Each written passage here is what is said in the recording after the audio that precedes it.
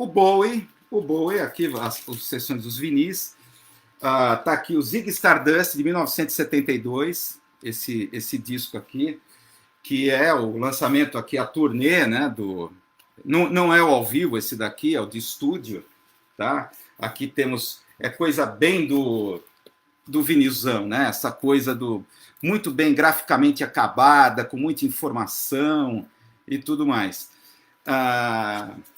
Esse aqui, e também, né, temos essa live aqui, esse David Live de 1974, que é a fase em que ele estava lá, um dos exílios do David Bowie, que foi em Los Angeles, foi para os Estados Unidos, e depois dessa foi para Berlim, onde fez aquela trilogia famosa do Low, Heroes e Lodger, né?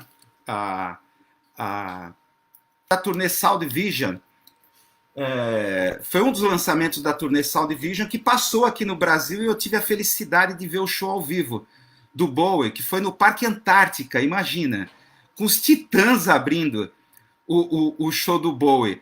E nesse show foi muito interessante que o Bowie tomou um puta choque no microfone. Eu tava ali, eu consegui ficar ali na fila do gargarejo. Imagina o Parque Antártica, muito antes da Arena Allianz Parque, né? Isso foi em 92, eu acho, a turnê Sound Vision. Tava garoando forte ali naquele show, e a boca se aproximou do microfone, tomou um puta choque, ele foi jogado para trás, mas ele assim, com toda a fleuma britânica, né? Ele continuou como se nada tivesse acontecido, incorporou aquilo ali, a performance corporal dele ali no momento. Então eu tenho esses aqui, né? Porque, claro, eu sou digamos assim, da geração X, né? Geracionalmente sou da geração X, e então meu início aí musical, tal, nos anos 70 para mim era progressivo, na minha juventude, adolescência, era rock progressivo, né? E depois emendou com punk, pós-punk, ali anos 80, e as minhas noitadas no Madame Satã também, que vou te contar, viu? Qualquer dia vai ter uma live aqui só para contar as histórias do Madame Satã, que era uma danceteria, boate, que pode chamar daquilo, onde lançou aqui nos anos 80, fez parte desse movimento do rock, do início do rock brasileiro, as histórias absurdas ali do Madame Satã. Então, o que podemos falar aqui do Bowie, né? O Bowie, a gente tinha falado bem diferente da live passada do Robert Fripp e King Crimson. Ali foi uma coisa séria, né? Porque essa questão o Zig é uma profecia autorrealizável, né? Isso a gente vai falar que é uma coisa séria. Talvez uma das primeiras estratégias, né? Pelo menos em marketing, né? Em empresariamento de rock, com profecia autorrealizável, tá? Mas o Robert Fripp, ele foi mais musicalmente, né? Ele, como guitarrista, a gente estava falando a semana passada, ele queria criar uma música que induzisse você à meditação. Então, principalmente a maneira de tocar guitarra, a maneira como ele trabalhou com os loops nos Flippertronics, né? Várias camadas em loop repetindo, repetições, que é indução como se fosse mantra, né? A gente até esqueceu de falar que antes disso, dessa coisa dos Flippertronics, o trabalho dele com o Mellotron. Mellotron é um dos instrumentos mais malucos musicais que eu já tive a oportunidade de conhecer. Não sei se vocês conhecem o Mellotron, que é um teclado, né? Só que cada tecla ele aciona um comando para fitas pré-gravadas, fitas de sons de flauta, violino. Então o Mellotron, a princípio, ele entraria na banda substituindo as cordas, sopro, numa banda de rock. Só que o trabalho dele com o Mellotron era o princípio do que vai fazer com o Flippertronics, né? Então, por isso que ele tocava guitarra sentado, porque ele tinha que comandar também o Mellotron e tudo mais. Já o Bowie, a sua conexão com o ocultismo está nas letras e composição, letras e composição, tá? Principalmente não só pelo conteúdo das letras, né? Aqui o Lui, aqui os sons binaurais, né? Tons isocrônicos, para induzir estados alterados da consciência e meditação. Esse tipo de trabalho ele começou lá com o No Pussyfooting, e depois ele vem com trabalho solo, né? O Robert Fripp continuou a trabalhar bastante com isso, aí já com tecnologia digital e tudo mais, abandonando aquela coisa dos loops de fita. Mas o Bowie foi mais assim para o campo da composição. Então é claro, o Bowie ele fez parte de um grupo aí que está essa efervescência muito especial nessa época. Era um grupo que curtia ocultismo dentro do rock. Qual o nome dessas pessoas? Peter Gabriel, do Genesis, que a gente já chegou a falar um pouco deles aqui numa live. Peter Hamill, do Van der Graaf Generator, que ainda vamos falar. O Van der Graaf Generator, uma banda obscura, cult, pouco conhecida, aqui no Brasil menos ainda, né? O Van der Graaf Generator, Peter Hamill, o próprio David Bowie, Robert Fripp. Esse grupo, eles se reuniam ali no início dos anos 70, se reuniam para discussões e, quem sabe, até workshops envolvendo o ocultismo, leituras de textos e tudo mais. Agora, o David Bowie ele foi mais para essa linha da composição, e principalmente que ele começou a utilizar largamente uma técnica de composição, não sei se vocês já ouviram falar, chamada cut-up. Cut-up. É uma técnica que os dadaístas da vanguarda moderna utilizavam, que é uma técnica, a princípio, de colagem. Tá? Mas o William Burroughs, que foi um poeta beatnik, vocês já devem ter ouvido falar do William Burroughs, ele utilizou isso como técnica de composição poética e literária da seguinte maneira: você pega, por exemplo, qualquer coisa, uma página de jornal, uma bula de remédio, sei lá, qualquer texto, recorta um conjunto de palavras ou cada palavra, bota num saquinho, chacoalha, e você vai tirando ao acaso as palavras que foram recortadas e vai colocando numa mesa, num texto, e vai descobrindo conexões de ideias. Então, as letras do Bowie, Wife of Circle,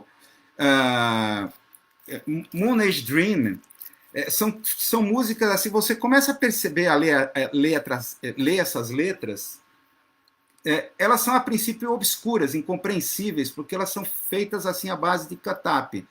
Então são junções aleatórias de palavras, não qualquer junção aleatória, mas aquela que pode produzir uma ideia. Tá?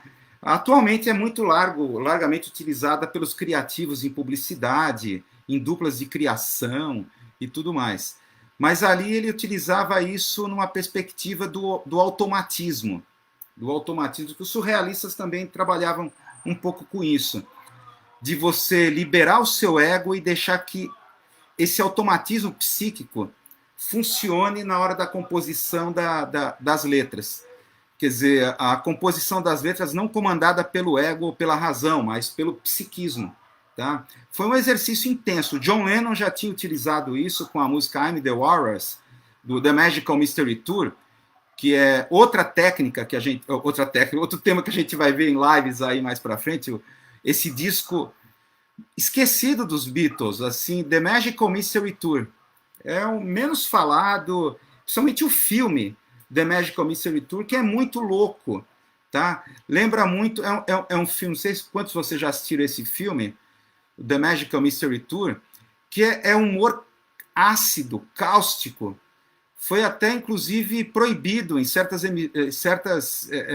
emissoras de TV no mundo, devido a uma mensagem ambígua, né? E um humor assim que lembrava muito Monty Python, aquela trupe inglesa de humor, com o programa Flying Circus, que passava na BBC, ali no final dos anos 60, começo dos 70. Então a técnica do cut-up era coisa desse automatismo psíquico. Essa questão do automatismo, a liberação do ego, aliás, é toda essa conjunção que vocês estão percebendo ali dos anos 60 e 70, do gnosticismo e do ocultismo chegando ao rock, vem muito da coisa da época pelo seguinte: quando o Aleister Crowley, citado muitas vezes aqui em Letras do Bowie, fala faze o que queres, é o todo da lei, esse princípio, uma das leis de ouro da igreja telêmica, fazes o que tu queres, é o todo da lei. Isso caiu como um raio ali na cultura jovem ali dos anos 60, essa espécie de autodivinização. Na verdade, o que você procura já está dentro de você mesmo. Não está em Deus, não está em nenhum lugar fora de você. Tudo está dentro de você. É só você procurar aí dentro de você. Tá? Isso caiu como uma bomba nessa cultura. Parece que os jovens ali, o que estava rolando naquele momento, estava esperando por isso. E disso veio o movimento da contracultura. Tá? E com o movimento da contracultura houve a reação. A indústria do entretenimento querendo cooptar toda essa coisa da contracultura. O John Lennon, numa entrevista na revista Playboy, entrevista à revista Playboy, hein? Revista Playboy também se lia. Foi em 1980, sincronicamente, alguns meses antes dele ser assassinado. Nessa entrevista, ele fala de forma críptica de que ele teria deixado os Beatles por causa dos craftsmen, os artesãos, tá? Sugerindo uma ideia, né, de que os Beatles teriam sido, claro, uma criação para tentar cooptar todo esse movimento contracultural que estava surgindo. Os craftsmen é uma expressão que ele utiliza, é uma expressão ambígua, claro, mas ele fala, na música I'm the Walrus, né, que a gente vai tratar isso em outras lives, há também mensagens a respeito disso. Houve um movimento ali de cooptação desse movimento contracultural que estava surgindo, a princípio na costa leste dos Estados Unidos. Todo o movimento gnóstico pop está lá nos Estados Unidos, por questões que a gente já discutiu aqui, acho que em lives passadas, pela essa questão muito do pentecostalismo, do protestantismo nos Estados Unidos, que é muito voltado para a autodivinização, a coisa do personal Jesus, né, que eles falam lá nos Estados Unidos, e isso foi um caldo cultural que fez surgir essa coisa da autodivinização, que caiu como um raio entre os jovens. Tudo que você precisa já está dentro de você. Você não precisa de mestres, não precisa de professores, você não precisa de nada. Você tem que possibilitar esse automatismo psíquico, livre associação, faz o que tu queres. Então, isso foi como um raio aí nesse momento. Então, você tem aí o Bowie. O Bowie é interessante, né? Aqui você tem aqui os anos 70, mas principalmente esse livro que eu vou mostrar para vocês. Onde está o livro que eu vou mostrar para vocês? Sumiu o livro. Não é possível que eu deixei lá embaixo também. Tá aqui. Não é possível, está atrás de mim, eu não estou vendo. Esse livro eu recomendo fortemente. O Mate-me, por favor. Não sei quantos vocês conhecem esse livro. Uma história sem censura do punk. O Mate-me, por favor. É um livro-reportagem. Essa aqui da editora LPM, acho que depois foi fracionado em 2 volumes, se não me engano, as últimas edições. Há as descrições aqui de bastidores do encontro, a passagem aí do protopunk, tá? O New York Dolls, MC5, T-Rex, que estava surgindo essas coisas nos Estados Unidos, o glam rock, tá? O glam rock, o glam, glitter, e como o Bowie ele vai absorver isso daí, toda essa efervescência que aí nos Estados Unidos, e traz isso para a turnê Ziggy Stardust. Quando ele explodiu aqui em 72, né, com esse álbum aqui do Ziggy Stardust e a sua turnê, você pode dizer que ele já era uma espécie de veterano, ele já estava há 10 anos na estrada, ele já estava há 10 anos sem fazer sucesso. Tá? O que estava rolando ali era Swing in London, o psicodelismo de Pink Floyd, a psicodelia também do Robert Fripp com lá o In the Court of Crimson King, enquanto o Bowie estava no folk, tocando folk ali, anos 60, estou falando dos anos 60 tal, até que estourou com Space Oddity. que coincidiu, foi bem planejado ali com a chegada do homem na Lua, o Bowie adorava o que ele chamava de ficção científica e esquisitices espaciais. Ele falava isso, e parece que refletiu muito no filho dele, né, que é o diretor de cinema, como é o nome dele? O nome do filho dele, que fez o Lunar, né? O Lunar, que é já vou lembrar aqui, já vou lembrar com minhas ajudas aqui, como é que é? O Duncan Jones, exatamente, Duncan Jones, que é o filme Contra o Tempo, Lunar, e tudo isso. A questão é o seguinte, ele já estava há 10 anos na estrada. O Space Oddity foi um sucesso assim, temporário, muito pelo timing, né, da chegada do homem na Lua, e depois some novamente, até que ele conhece uma figura enigmática chamada Tony DeFries. Tony DeFries, ele começou como escritório de advocacia, depois ele criou uma empresa para administrar direitos autorais das bandas de rock. Teve uma treta com o The Animals ali nos anos 60, que aí ele entrou, resolveu a treta de direitos autorais e se tornou conhecido no mainstream da cultura pop. O Tony DeFries chega num certo momento, ele cria uma empresa para administrar seus direitos autorais, e ele chega para o Bowie e fala: garoto, eu vou te fazer famoso. E, de repente, do nada, isso foi uma coisa assim, muitos teóricos da conspiração, aí, entre aspas, né, conspiração, a estranheza desse lançamento do Bowie como a persona do Ziggy Stardust, surgiu muita grana que, segundo descrições da época, chovia como arroz jogado em noivos na saída da igreja. Surgiu dinheiro, muita grana, tá? Para alimentar uma entourage, né, que acompanhava ele, e o Bowie também arrastava consigo uma biblioteca de livros esotéricos, ocultistas, para todos os shows. Em dado momento, o Bowie ele entrou numa paranoia, do que ele chamou de malevolência paranormal. Malevolência paranormal. Ele entrou numa paranoia de que ele estava vendo extraterrestres entre a plateia, isso principalmente nessa aqui, live, né? Nessa época aqui nos Estados Unidos.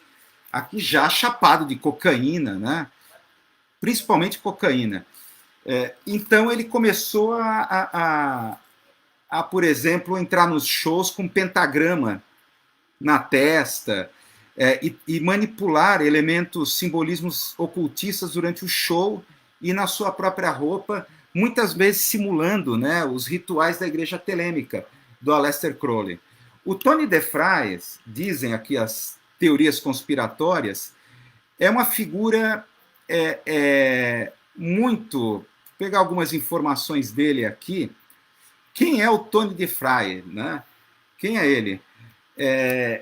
Ele teve por trás, em momentos emblemáticos como o fim dos Beatles, toda a questão ali jurídica, toda a questão ali de direitos autorais, o imbróglio que criou ali com o fim dos Beatles, ele estava ali, estava no lançamento do Bowie para o estrelato, do nada ele já apareceu como um sucesso. Tá? Ele teve no lançamento da Madonna, também, aí nessa empresa que empresa não só que administrava direitos autorais, mas lidava com gravações, estúdios, e a logística e o marketing do lançamento, e participou da ressurreição Stevie Wonder e Iggy Pop, a ressurreição de Iggy Pop. Tá? Ele criou a chamada a Main Man Corporation, que foi a empresa, imagina, com 3 escritórios em Nova York, Londres e Tóquio, para administrar a turnê mundial do Ziggy Stardust. Então, do nada, apareceu de um artista que até então era obscuro, aparece Tony DeFries e joga tonelada de grana. Faz o que tu queres. E daí ele vai para o sucesso. Nesse livro aqui, o Mate-me, por favor, há descrições assim sensacionais, né, de como ele chegou, era um ilustre desconhecido nos Estados Unidos. Ele andava de limusine, ele já posava como sucesso. Eu já sou sucesso. Com toda essa grana que estava por trás, ele aparecia em clubes, bares, em limousines, com uma entourage assim imensa de pessoas. Eu sou quem é esse cara? Esse famoso quem? Então ele já apareceu como sucesso. É, como foi citado aqui no chat, primeiro trabalho de profecia autorrealizadora. De tanto acreditarem que ele é um sucesso, ele se tornou um sucesso. Tá? O que é muito interessante, esse Tony DeFry, se você levantar o LinkedIn dele, ele partiu para essa área de advocacia, direitos, gerenciamento de carreiras, para a área de ciência, tecnologia, patentes ligadas ao complexo militar global, tipo OTAN, sabe? Tipo assim, Pentágono. É muito louco, é muito estranho a trajetória do... E Tony DeFry, pelo menos até onde eu saiba, nunca deu entrevista, nunca deu declarações públicas, ele sempre trabalhou como se fosse uma eminência parda aí por trás dessa... e parece que o Bowie, ele sabia onde estava se metendo, né? Na indústria do entretenimento, do mainstream, que estava cooptando essa contracultura. Tá? Ele sentiu essa ambiguidade, não sei se eu estou me explicando bem. Ele precisava disso, ele queria fazer sucesso, mas sentia que ele estava sendo instrumentalizado dentro dessa indústria do entretenimento.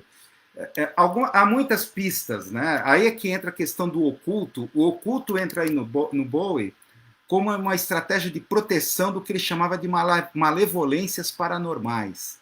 Tá? Você vai ver aqui muitos casos, né? Como, por exemplo, que eu citei aqui do John Lennon, que também já tinha falado dos Kraftwerk, né? Só que o John Lennon ele foi para uma questão mais política, tá? Através de rock de protesto, junto com a Yoko Ono, protestos pelo desarmamento mundial, a paz mundial, contra a guerra do Vietnã. Ele foi para uma linha mais política imediata, enquanto o Bowie ele foi pela linha do oculto, do ocultismo, né? Você vai ver aqui, por exemplo, a persona que ele vai criar, que é do Starman e depois o Ziggy Stardust, como um personagem que a gente chama de astrognóstico, como uma espécie de alienígena andrógeno, de repente aparece numa Inglaterra homofóbica, extremamente conservadora, de repente cai uma figura extraterrestre, que ele é totalmente a persona dele é extraterrestre, cabelo de fogo, magro, branco, um jeito meio andrógeno, que era um conceito da época ali dos anos 70, como se fosse um extraterrestre que caiu aqui nesse mundo. Ele está lidando com um tema aí ocultista, né? Um tema mais precisamente gnóstico e tudo mais. É interessante o seguinte, deixa eu tentar me organizar aqui. Isso aqui, principalmente aqui, eu estou me baseando aqui em informações, de um livro do Jeremy Redd, Nebulosa Diamond, que é um das biografias não autorizadas, né, do Bowie, né, que é muito interessante. Ele fala aqui nessa biografia, claro, a música do Starman, né, que é aquela figura andrógena, pálida, sorriso torto, cabelo de fogo. Quer dizer, você percebe na música Starman, por exemplo, há um homem das estrelas à espera no céu. Ele gostaria de vir nos conhecer, mas teme que possa explodir nossas mentes. É a coisa astrognóstica. É um tipo de personagem gnóstico que seria da própria condição humana. Quer dizer, pelo gnosticismo, né, nós humanos somos exilados, nós não pertencemos a esse mundo, somos como anjos que caíram na Terra, tá? E estamos presos aqui. Esse tema do ser humano como um anjo decaído que está preso aqui nesse mundo Ele vai repetir no filme O Homem que Caiu na Terra, que a Patrícia muito bem citou aqui. Esse filme O Homem que Caiu na Terra repete esse tipo de personagem. Ele faz um ser extraterrestre chamado Newton, que ele cai aqui nesse mundo. Na verdade, ele vem para aqui, para esse mundo, vocês já assistiram esse filme, em busca de água, porque o planeta dele está seco, ele deixa a sua família lá, então ele vem aqui em busca de água. Claro, esse planeta está cheio de água, então ele tem que encontrar um meio de levar toda uma parte ou alguma água desse planeta Terra para o planeta dele para salvar a espécie. Então ele se torna um cientista, um milionário, tipo, vamos dizer assim, um Elon Musk dos anos 70. Tá? Um Elon Musk dos anos 70. É o Newton. Então, ele é um ser misterioso que, do nada, ele constrói uma grande empresa de empreendimentos científicos e tecnológicos, só que ele começa a decair em quê? Em álcool, drogas. É a própria persona dele ali naquele momento. Então, essa coisa do homem como um ser que caiu aqui nesse mundo e está preso, que nós não pertencemos a esse mundo, você vai encontrar isso, como, por exemplo, na maçonaria, de certa forma na maçonaria. Principalmente o ritual escocês da maçonaria, que é o ritual mais conhecido, aquela coisa da elevação em graus, até o 33º grau, o ritual maçônico, esse ritual escocês, que, aliás, em muitas fotos do Bowie, fotos promocionais, ele repete desenhos, ele mostra desenhos, poses corporais, muito semelhantes a esses rituais do chamado ritual escocês da maçonaria, como da própria igreja telêmica do Aleister Crowley. São famosas as fotos promocionais em que ele emula o próprio Aleister Crowley. Então, esses rituais da maçonaria é como que você, através desses rituais, você performasse ou reencenasse essa elevação que foi a da própria Sofia. Um dos aeons que cai, que no início de tudo despencou aqui na Terra, e na verdade foi a responsável pela criação do Demiurgo, porque ela teve um filho ilegítimo, que criou o Demiurgo que nos prende aqui. Sofia, que passou a ser, dentro da mitologia, como a deusa da sabedoria, né? Então, Sofia, ela conseguiu elevar-se desse mundo e retornar ao pleroma. Então, de certa forma, Sofia, muito preocupada com o destino humano, tenta, de alguma forma, nos iluminar para que façamos o caminho dela, de retorno. E o Bowie, de certa forma, ele nas músicas, a figura do Ziggy Stardust, para começar com o Starman, ele fala dessa coisa de como o Ziggy Stardust ele foi uma pessoa que acabou tipo a ascensão e queda de Ziggy Stardust, como ele acabou sendo prisioneiro das ilusões aqui desse mundo e acabou desaparecendo, né? O próprio Bowie, Rock and Roll Suicide, né? Essa música famosa do Bowie, que era a última música da turnê. Pelo menos no último show ele mata o personagem. Rock and Roll Suicide é interessante.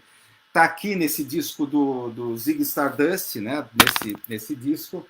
A letra, ele vai pegar muito essa coisa isso é bem no início do glam rock, tendências depressivas dos adolescentes, que se você olhar na cultura pop, cada década há um tipo de movimento musical que explora, cinematográfico, que explora essas tendências depressivas dos jovens, né? Como aqui essa música, o Rock and Roll Suicide, né? Em vários momentos aqui, por exemplo,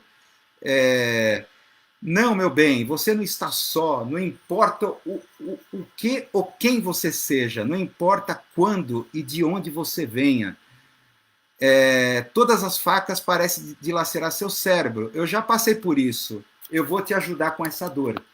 Tá? É emblemático isso, né? Então estamos aí numa situação de que ele é um alienígena que está passando por esse tipo de situação, ele quer ajudar o público. E é claro, tinha as conexões com o nazismo, ocultismo nazi. O Bowie era um admirador não do nazismo, né, porque a mãe dele era irlandesa judia, uma judaica, né, uma judia irlandesa. Então jamais ele poderia ser nazista, mas o que ele ficava assim mesmerizado, hipnotizado, era pelo ocultismo nazi e a forma como esse ocultismo era instrumentalizado para a morte mais bem encenada do rock. É interessante o seguinte, a prova aqui contundente dessa conexão do Bowie com o ocultismo vem quase um ano depois da sua morte, se não me engano, um dia antes do dia que ele comemoraria os 70 anos. Não sei se vocês vão lembrar que surgiu um videoclipe, foi lançado um videoclipe póstumo, um videoclipe chamado No Plan, se não me engano. Não sei se vocês já viram esse videoclipe dessa música, No Plans. No Plan, exatamente é o nome, No Plan. Em que é interessante que há referência ao personagem Newton, tá? O homem que caiu na Terra. Então, o que eu me lembro assim do videoclipe, as pessoas estão passando numa rua e elas param em frente a Newton Electronics, que tem vários monitores de TV, e as pessoas ficam olhando ali o que está rolando naqueles monitores de TV, que é o videoclipe dessa música No Plan, tá? É interessante que esse álbum, essa música e esse vídeo, claro, foi gravado antes, é um vídeo póstumo. Como isso é que é impressionante, metalinguístico, como se Bowie estivesse lá do outro lado, depois da morte, e ele descreve o que está ocorrendo, o que está rolando. E tanto esse vídeo quanto a música é baseado no livro tibetano dos mortos, que é bem interessante. Na verdade, a letra da música, ela trata do que se chama o que se chama o plano das ilusões kármicas. O livro tibetano dos mortos, ele fala dos bardos. Na verdade, esse livro tibetano dos mortos é como se fosse, vamos falar assim, um guia do mochileiro pós-morte. Tá? É muito interessante, principalmente na idade que eu já estou, já começo a pensar nessas coisas, né? O que você vai fazer depois que morrer. Então, essa coisa do guia do mochileiro pós-morte, se é que pode falar assim o livro tibetano dos mortos. Mas essa música, ela se concentra na chamada, no plano das ilusões kármicas, tá? Que é um dos bardos. Tem o bardo do nascimento, o bardo da vida, e tem esse bardo que é pós-morte das ilusões kármicas. O que são as ilusões kármicas? Quando, na verdade, você, depois que morrer, você cria uma tela mental, a gente até já falou sobre isso, onde nessa tela mental nós projetamos todas as nossas fantasias, desejos, sonhos, ilusões, e vivemos tudo isso como uma realidade imersiva. Tá? A gente pode fazer uma analogia precisa como se fosse algo como realidade virtual. Um capacete ou um óculos de realidade virtual que você tem uma experiência imersiva. Vamos à letra dessa música, né? Vamos à letra aqui. Onde está aqui? Que ele fala no plan. Deixa eu ver se eu acho aqui. Ele fala na letra da música: onde quer que eu vá, apenas onde, apenas lá, eu estou. Todas as coisas são minha vida, meus desejos, minhas crenças, meus humores. Aqui é um lugar sem um plano. Ele está falando do pós-morte. Aqui é um lugar sem um plano. Por quê? Porque tudo que eu vejo é a minha própria vida. Tá? É interessante isso, que é o plano das ilusões kármicas. É justamente sobre isso que o Bardo Todol, né, que é o nome, né, do livro tibetano dos mortos, que o Vinícius está apontando aqui no chat, é justamente a tentativa de superação dessas ilusões kármicas que projetamos a partir do momento que nós morremos. As formas de superação dessas ilusões, que a música não trata disso, mas é bem uma coisa da encenação que o Bowie adorava, né? Como se aquele videoclipe póstumo fosse ele dizendo para os seus fãs como é depois da própria morte. Tá? As formas de superar essas ilusões kármicas, elas são dadas, né? Você pode pegar aqui todos os exercícios em vida de meditação, autoobservação, pegando desde a questão da música, o J.G. Bennett, por exemplo, que foi o mestre do Robert Fripp. O Robert Fripp fez cursos com o J.G. Bennett, que foi um seguidor do Gurdjieff, que a gente falou da live passada.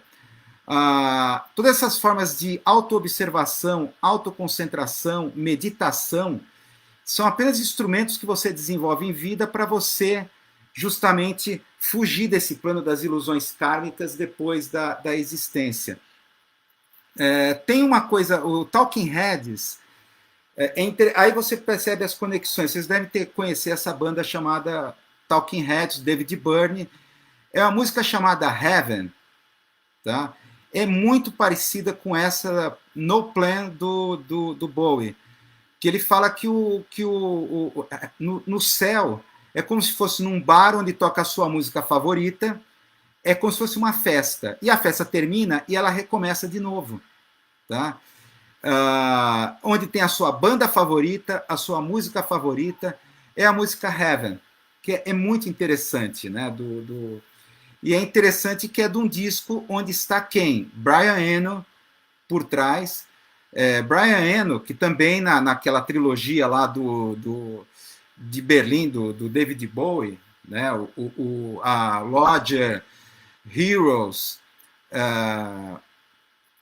Nessa turnê está lá Robert Fripp e Brian Eno, que aliás foram entidades pardas, né?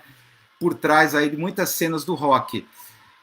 Aliás, o Robert Fripp, nesse momento, está processando o espólio do David Bowie, por causa da participação da guitarra dele em Heroes, que parece que não foi creditada, ou pelo menos não cai dinheiro na conta dele pela sua participação na música Heroes, da guitarra inesquecível, assim, inconfundível do Robert Fripp na música, né? Então, nesse momento, ele está movendo um processo contra o espólio do David Bowie por causa disso.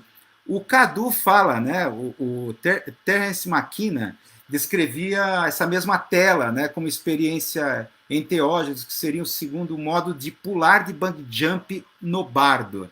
Muito interessante essa observação do Cadu. Esse salto, né? Portanto, se a gente está falando de tudo isso, se você morrer e ver a luz, não vá no caminho da luz. Não vá. Que eu só tenho é o que de tudo isso. Você começa a ver a sua vida, passa um filme e depois aparece a luz, tipo o filme Ghost. Não vá no caminho da luz. Não vá no caminho da luz. Isso é a posição dos gnósticos. Isso é uma ilusão. É o bardo das ilusões kármicas. Para que esse bardo das ilusões kármicas? Para continuar a roda do Sansara e você cair novo no bardo da reencarnação e repetir outra vez esse ciclo sem fim, né? Então do Black Mirror, o San Junipero, né? Esse episódio, exatamente, repetir esse bardo de forma tecnognóstica. O que o Leonard tá apontando aqui é uma coisa muito séria, porque de repente a motivação, aliás, tem pesquisadores como Theodore Roszak, que é um pesquisador norte-americano, que ele é um texto muito interessante, que é Sartori em Silicon Valley, onde ele descreve como o drive das pesquisas em tecnologias digitais, o drive é místico, e principalmente gnóstico, que leva às nossas discussões do tecnognóstico.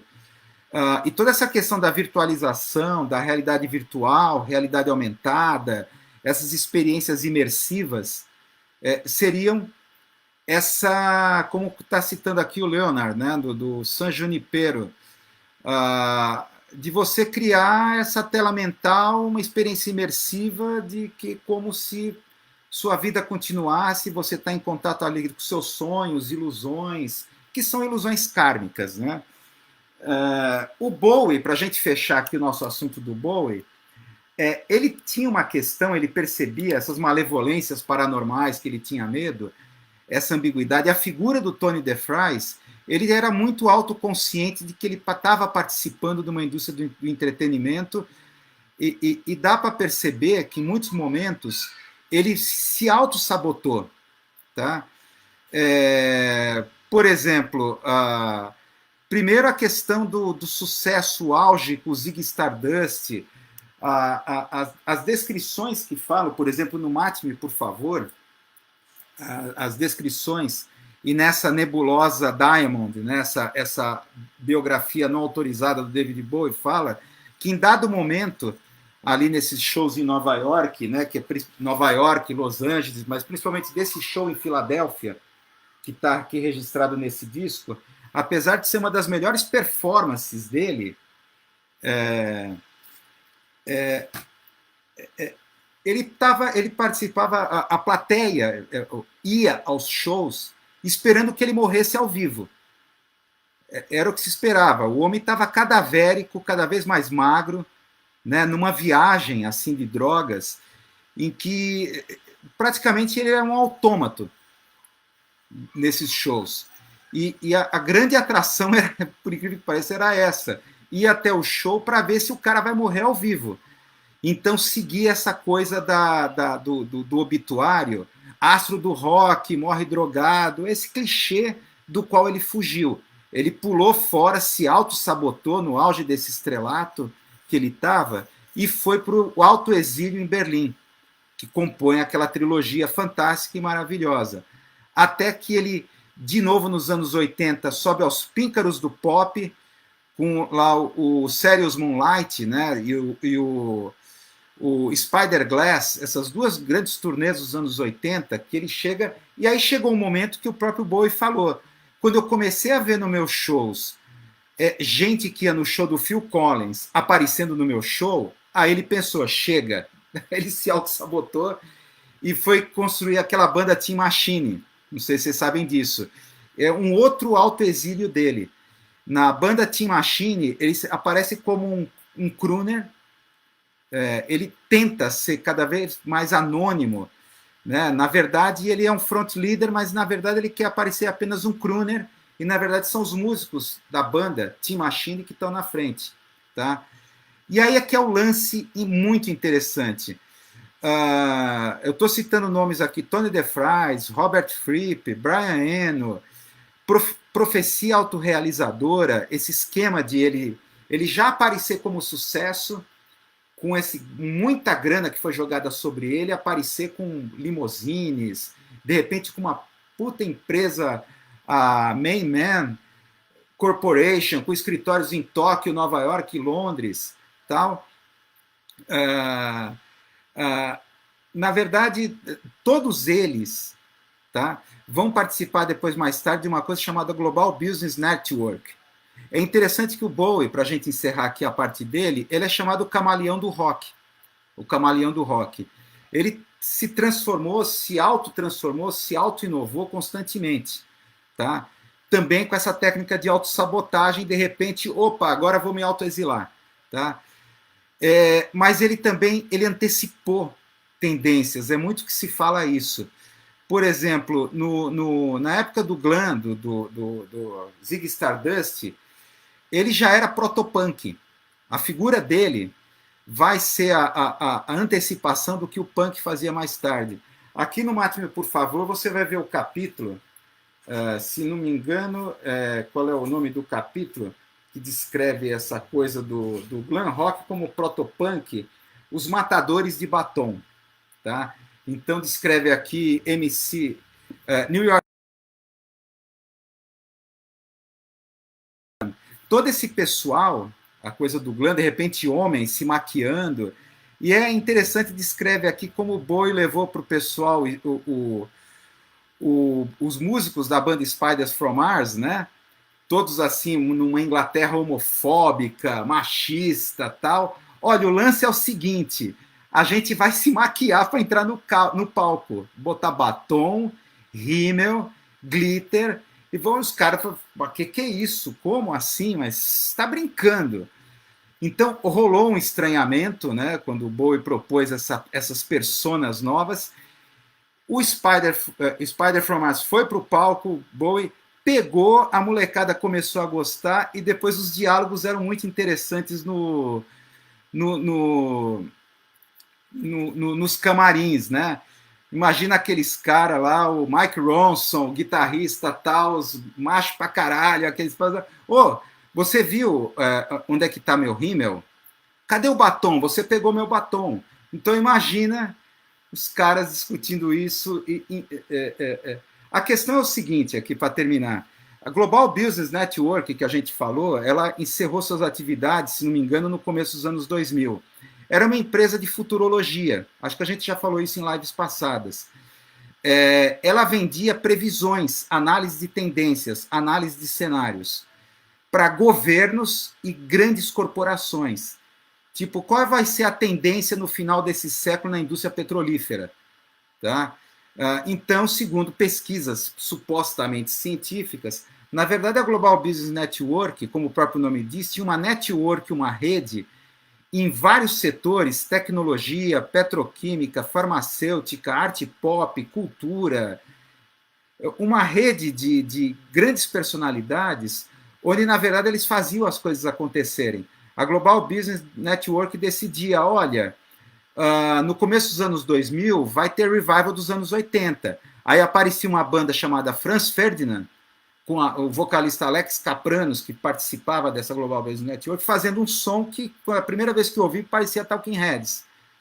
E teve esse lance do retorno, anos 80, na cena eletrônica, o eletropop, a tendência eletro, retornando ao som New Order dos anos 80, tal, que era a tendência eletro. E o Bowie, nos anos 90, antes das raves, da febre da música eletrônica, com Prodigy e essas coisas, ele já estava com Drum and Bass e Jungle. Isso na turnê dele, que completou 50 anos, já estava com músicas com ritmo eletrônico jungle e drum and bass, antecipando tendência. Na verdade, ele não antecipava, ele fazia... aquela coisa da chamada profecia autorrealizável, como foi citado, ou psicohistória, que a gente já comentou aqui, do Isaac Asimov, da trilogia das fundações, daquela elite que, na verdade, cujos historiadores, eles não previam o futuro. Eles, na verdade, o futuro vai ser isso, e a elite fazia esse futuro acontecer. Então, como profecia autorrealizável. Então, na verdade, essa coisa parece que, no fundo, atormentou o Bowie. É o que muitos apontam, analistas. Quer dizer, eu quero ser underground, mas, ao mesmo tempo, eu estou no mainstream. Tá?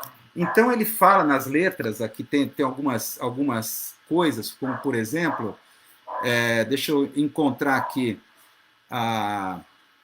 vamos ver se acho aqui, da música Breaking Glass. Onde é que está aqui? Vamos ver se vamos achar aqui. Exatamente. No Breaking Glass, por exemplo, não olhe em seu tapete, eu tirei algo de terrível dele, veja. Ou ainda na música Scary Monsters, Super Creeps, né, ele fala, ela abriu estranhas portas que nunca mais se fecharam. Há muitas dicas nas letras das músicas do Bowie de que ele abriu alguma caixa de Pandora e a coisa nunca mais se fechou, né? Então, então muitos falam, né, dessa coisa, dessa ambiguidade que o John Lennon denunciou nessa última entrevista na revista Playboy, e essa coisa que sempre perseguiu o Bowie, né? Essa ambiguidade. Eu estou no mainstream, mas eu não quero ser mainstream. Então, constantemente ele viveu essa coisa de autossabotagem, autoexílio. Quando eu estou no ápice, eu vou embora e vou criar outra coisa, mas, ao mesmo tempo, eu faço parte de uma rede em que faço o futuro acontecer. Então, não sei se eu estou sendo compreendido aqui. Essa ambiguidade, eu acho que está presente. Em muitas letras, muitas músicas, ele está... essa coisa. Eu abri alguma coisa, uma caixa de Pandora, e essa coisa jamais se fechou, né? Então, bom, é isso aí. Encerramos aqui o